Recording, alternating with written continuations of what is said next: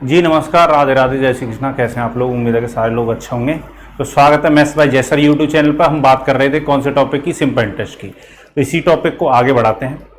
Simple interest में आज का जो सेशन है वो काफ़ी इंपॉर्टेंट है। इससे क्वेश्चन एग्जाम में पूछे जा रहे हैं और आने वाले एग्जाम में भी पूछे जाएंगे।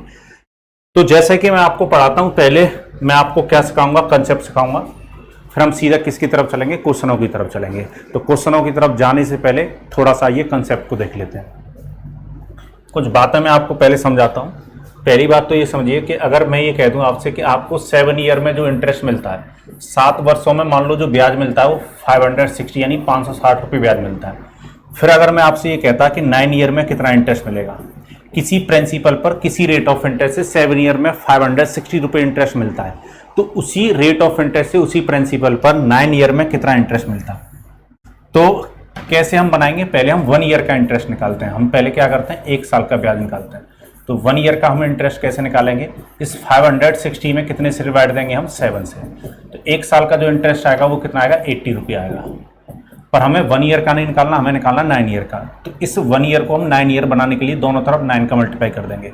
इस 1 में 9 का मल्टीप्लाई होगा तो ये 9 ईयर बन जाएगा। और इस 80 में भी किससे मल्टीप्लाई कर दो? 9 से। तो कितना इंटरेस्ट बनता है आपका? 720, 720 रुपये ब्याज बनता है आपका। ठीक है। इसी चीज को अगर आप शॉर्ट वे में करना चाहते हो तो कैसे करते हैं? इसको हम शॉर्ट वे में कैसे कर सकते हैं? 7 ईयर में जो इंटरेस्ट है, 7 ईयर का जो ब्याज है वो कितना है? 560, 560 है। तो 8 वर्षों का जो ब्याज होता है वो कितना होता? 560 में हम किससे डिवाइड देते? 7 से। और मल्टीप्लाई किससे करते? 8 से। तो 7 से काटोगे तो ये कितनी बार कटेगा? सॉरी, 8 का नहीं निकालना था हमें, 9 का निकालना था। तो मल्टीप्लाई कितने से होता? 9 से। 80 और 80 और 9 का मल्टीप्लाई करते तो कितना? 720, 720 रुपये ब्याज बनता है। उम्मीद है ये बात आपको समझ में आ गई होगी। ठीक है, चलो एक एग्जांपल और देख लेते हैं इस पर। जैसे अगर मैं ये कह दूं 11 ईयर में जो इंटरेस्ट बनता है, 11 वर्ष में जो इंटरेस्ट मिलता है, मान लो वो बनता है आपका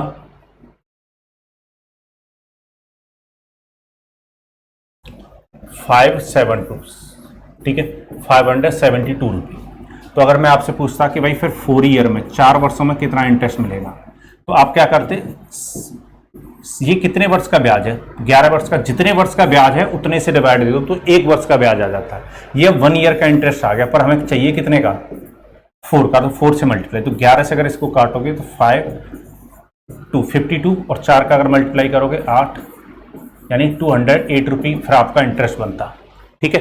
कहने का मतलब यह है कि जितने समय का ब्याज है उतने ही समय से क्या दे दो? डिवाइड। तो 1 वर्ष का इंटरेस्ट आ जाता है, और जितने टाइम का चाहिए उतने से क्या कर दो? मल्टीप्लाई कर दो। चल, तो ये बात आपको समझ में आ गई।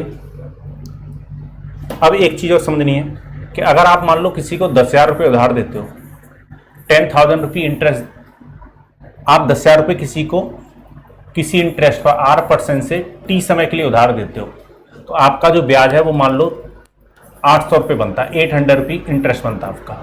ब्याज कितना बनता है? 800 रुपये। ठीक है, चलिए अगर आप 10,000 की बजाय 40,000 रुपये उधार देते, आप 40,000 रुपये, 40,000 रुपये उधार देते, तो आपने कितना गुना रुपया दिया है? 10,000 की अगर 40,000 रुपये दे रहे हो तो आप 4 गुना रुपया उधार दे रहे हो, तो आपका ब्याज भी कितना गुना बनेगा? 4 गुना। तो 3200 रुपये ब्याज बनता फिर 40,000 रुपये पर, उसी रेट ऑफ इंटरेस्ट से उतने ही टाइम में। उम्मीद है ये बात आपको समझ में आ गई होगी। ठीक है। कहने का मतलब ये है कि देखो सिंपल इंटरेस्ट जो होता है वो क्या होता है? साधारण ब्याज जो होता है वो क्या होता है? P into R into T होता है। R% भी लिख सकते हैं। तो सिंपल इंटरेस्ट और प्रिंसिपल का कैसा रिलेशन है? डायरेक्ट रिलेशन है। अगर रेट ऑफ इंटरेस्ट और टाइम कैसा है? कांस्टेंट है, यानी समान है, तो सिंपल इंटरेस्ट जो होता है वो डायरेक्टली प्रोपोर्शनल होता है किसके? प्रिंसिपल के। ठीक है। सिंपल इंटरेस्ट जो होता है वो डायरेक्टली प्रोपोर्शनल होता है किसके? सिंपल इंटरेस्ट के। अगर प्रिंसिपल जितना गुना बढ़ेगा आपका ब्याज भी उतना गुना बढ़ेगा, अगर रेट ऑफ इंटरेस्ट और टाइम ये इक्वल रहे दोनों कंडीशन में। चलिए, उम्मीद है ये बात आपको समझ में आ गई होगी। आइए देखते हैं क्वेश्चन किस प्रकार से पूछे जाएंगे हमसे इन बातों पर। क्वेश्चन हमसे पूछा जाएगा ऐसे।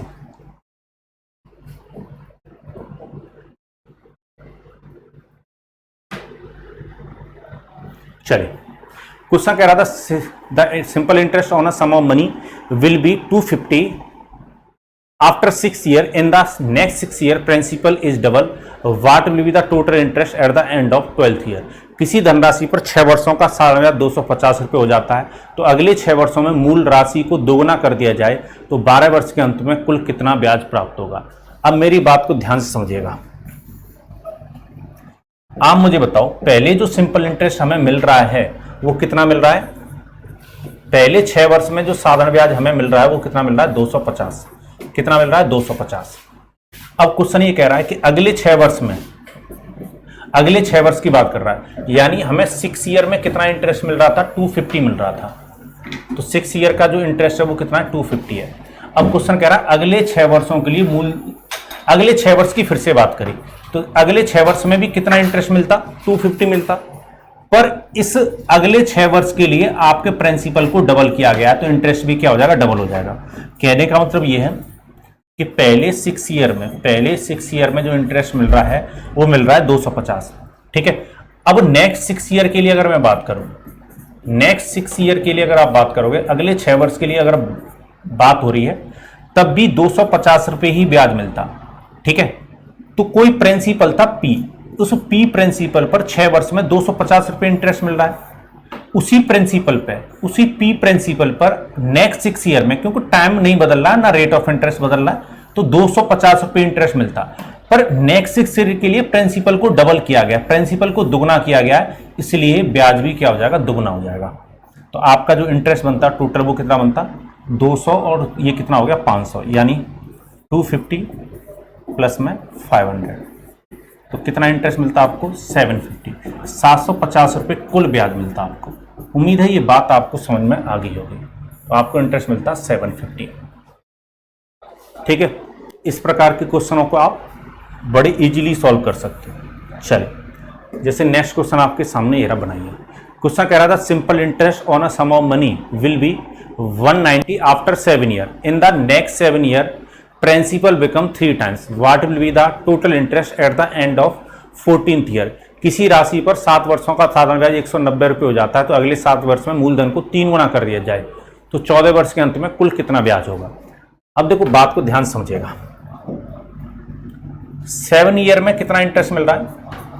हमसे कहा गया कि 7 वर्ष में जो ब्याज मिलता है वो कितना मिल रहा है हमें? 190, 190 रुपये बता गया। अब हमसे कह रहा है अगले 7 ईयर के लिए, यानी नेक्स्ट 7 ईयर। टाइम इंटरवल नहीं बदला है, पहले भी 7 वर्ष की बात हो रही है और अगले भी 7 वर्ष की ही बात कर रहा है। अगले केस में भी 7 वर्ष की बात कर रहा है, तो अगले 7 वर्ष में भी 190 रुपये ही ब्याज बनता। अब पर हमें ये देखना होगा अगले 7 वर्ष में क्या हुआ है। प्रिंसिपल को 3 गुना किया गया, प्रिंसिपल 3 टाइम्स हुआ है। तो आप मुझे बताओ, ये तो P प्रिंसिपल पे मिल रहा था, जो भी प्रिंसिपल होता उस पर 190 रुपये ब्याज मिल रहा था। जैसे ही प्रिंसिपल को अगर 3 गुना करोगे, देखो रेट ऑफ इंटरेस्ट और टाइम तो नहीं बदल रहा है, पर प्रिंसिपल 3 गुना हुआ है, तो अगले 7 साल में फिर ब्याज भी 3 गुना बनता आपका। ठीक है। चलिए, इसको कैलकुलेट कर लीजिए। 190 तो ये तो सेम ही रहेगा, और ये कितना हो जाएगा? 570 रुपये। दोनों को ऐड कर लीजिए, तो टोटल 7 और 7 14 वर्ष का ब्याज आ जाएगा आपका। तो 067 760 रुपये, 760 रुपये आपको ब्याज बनता। और बताइए जीवन कैसा चल रहा है? बातचीत हो रही है कि नहीं हो रही है उनसे? हैं, बातचीत हो रही है कि नहीं हो रही है? बारिश का माहौल बना हुआ है दिल्ली में, पता ही है आपको, है ना। और एग्ज़ाम भी CGL का आ गया है, 14 से आपका एग्ज़ाम है। ठीक है। तो थोड़ा सा संभल के जाइएगा, बारिश का ध्यान रखना है। और ऑरेंज अलर्ट पर दिल्ली इस टाइम। ठीक है। चलिए, नेक्स्ट क्वेश्चन को बनाइए।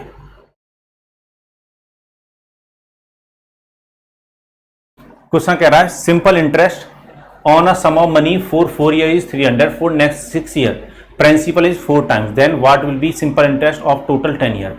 किसी निश्चित धनराशि पर 4 साल का साधारण ब्याज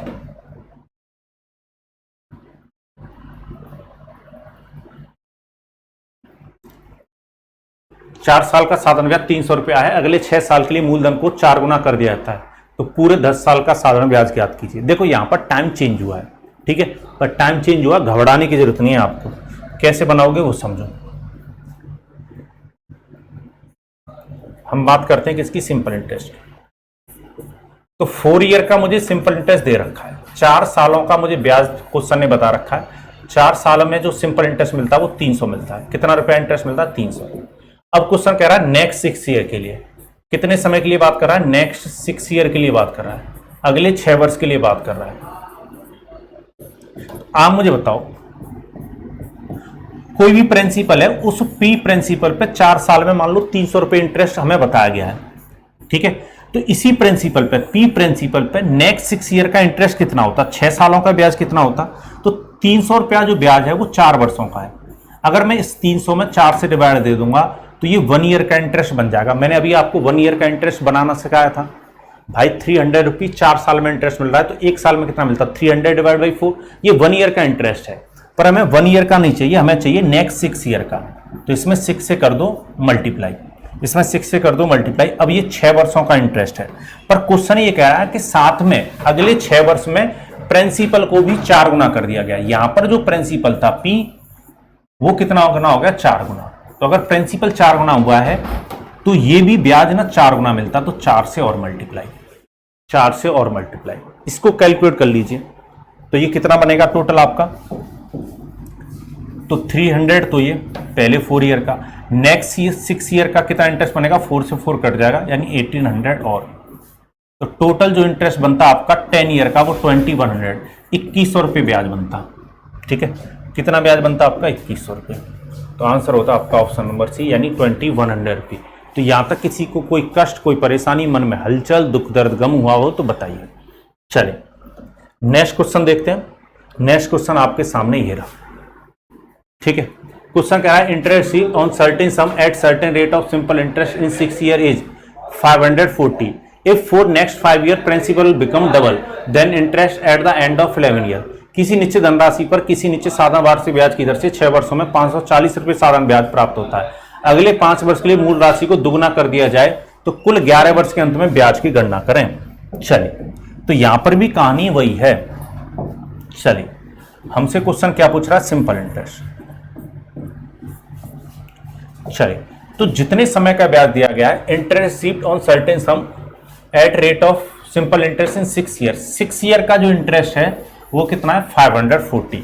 6 वर्षों का जो ब्याज है, 6 ईयर का जो इंटरेस्ट है वो हमें बताया गया कि 540 रुपये ब्याज मिलता है, 540 रुपये इंटरेस्ट मिलता है। अब क्वेश्चन कह रहा है कि अगले 5 वर्ष के लिए मूलधन को दुगुना किया जाता है। तो समय बदल गया अगले 5 वर्ष के लिए, ठीक है। मैं ये कह रहा हूं पहले अगले 5 वर्ष का ब्याज आप बनाओ, कितना बनेगा? तो 6 वर्षों का तो ब्याज दे रखा है ना 540 रुपये जो ब्याज है वो 6 वर्षों का। अगर मैं इसमें 6 से डिवाइड दे दूं तो 1 साल का इंटरेस्ट आ गया, पर हमें चाहिए 5 साल का। हमें 5 साल का इंटरेस्ट चाहिए, तो 5 से इसमें मल्टीप्लाई कर दो। अब ये 5 साल का इंटरेस्ट बन गया, पर ये सारा खेलना भी पुराने वाले प्रिंसिपल पे चल रहा है। यहां पर जो मान लो प्रिंसिपल पी है उस प्रिंसिपल पे चल रहा है, तो यहां पर भी पुराने वाले प्रिंसिपल के आधार पर बात हो रही है। पर अगले 5 वर्ष में मूल राशि को, यानी मूलधन राशि को भी दुगुना किया गया है, प्रिंसिपल भी दुगुना हुआ है। अगर प्रिंसिपल आपका डबल हुआ है तो आपको यहां पर इंटरेस्ट भी आपका डबल हो जाएगा। भाई पुराने वाले प्रिंसिपल पर ये मिल रहा था 5 साल में ब्याज, तो नया प्रिंसिपल पुराने वाले प्रिंसिपल का डबल है, तो आपका जो पुराना वाला इंटरेस्ट है वो भी डबल हो जाएगा। चलिए कैलकुलेट कर लीजिए इसको। तो 6 से अगर इसको काटोगे तो ये कितनी बार कटेगा? 90, ठीक है। 90 और 2 का मल्टीप्लाई करोगे, 180 और 5 के साथ मल्टीप्लाई करोगे तो ये कितना हो जाता? 900 इंटरेस्ट तो यहां पर बनता नेक्स्ट 5 ईयर में, और ये कितना? 540। तो देखो 6 वर्ष का इंटरेस्ट ये और नेक्स्ट 5 ईयर का ये, तो ये टोटल मिलाकर कितना हो जाता? 11 वर्ष का इंटरेस्ट कितना हो जाता? 1440 रुपये, ठीक है। 1440।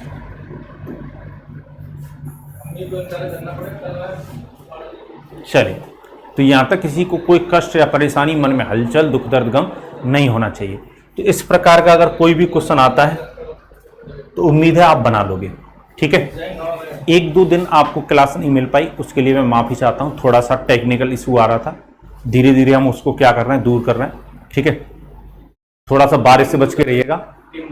हाँ चलिए,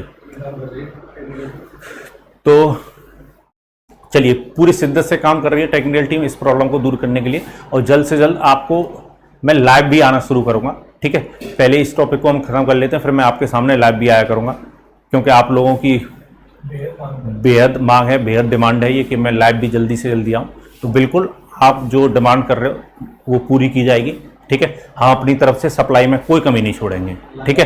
पढ़ना आपको है, जीवन के कष्ट मुझे पता है बारिश की वजह से थोड़े ज़्यादा बढ़ गए दिल्ली में, पर मैथ के कष्ट आपके धीरे धीरे दूर हो रहे होंगे और आपको बहुत मज़ा आ रहा होगा और आपका रिस्पॉन्स ना बहुत अच्छा मिल रहा है। और कभी कभी ना थोड़ी सी जैसे कभी कभी ना टाइपिंग एरर हो जाती है, तो उसको कभी कभी समझा कीजिए, ठीक है, क्योंकि मतलब टीम ना भी छोटी है, तो सारे लोगों पर ना प्रेशर ज़्यादा होता है, काम का बर्डन ज़्यादा हो जाता है, तो उस वजह से भी ये चीज़ आ जाती है धीरे धीरे ये सारे। हाँ, और आप लोगों का अगर साथ रहा तो ये चीज़ें धीरे धीरे क्या हो जाएंगी, ये बर्डन ना मैं धीरे धीरे कम कर दूंगा।